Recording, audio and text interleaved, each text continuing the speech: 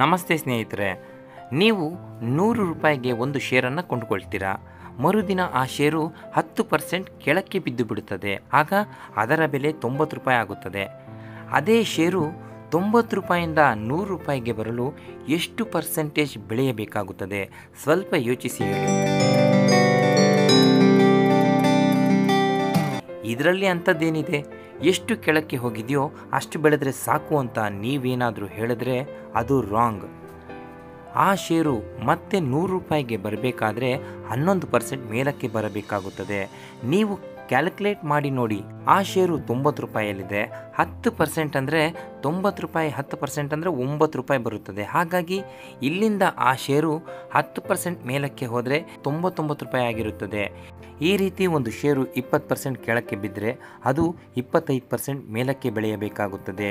ಹೀಗೆ ನೋಡ್ತಾ ಹೋದಾಗ 90% ಏನಾದರೂ ಬಿದ್ದರೆ 900% ಮೇಲಕ್ಕೆ ಬೆಳೆಯಬೇಕಾಗುತ್ತದೆ.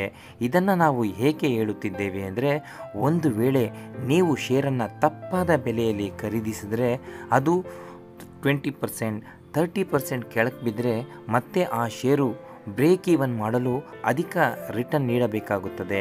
ಹಾಗಾಗಿ ನೀವು ಒಂದು ಶೇರನ್ನು ಕೊಳ್ಳಬೇಕಾದರೆ ಕರೆಕ್ಟ್ ಆದ ನಂತರ ಸರಿಯಾದ ಜಾಗದಲ್ಲಿ ಎಂಟ್ರಿ ಕೊಡಬೇಕು. ಆಗ ಆ ಶೇರು ಬುಲ್ಲಿಶ್ ಆಗಿ ನಿಮ್ಮ ಯೋಜನೆಯಂತೆ ನೀವು ಯೋಚಿಸಿದಂತೆ ಹೆಚ್ಚು ರಿಟರ್ನ್ ನೀಡುತ್ತದೆ.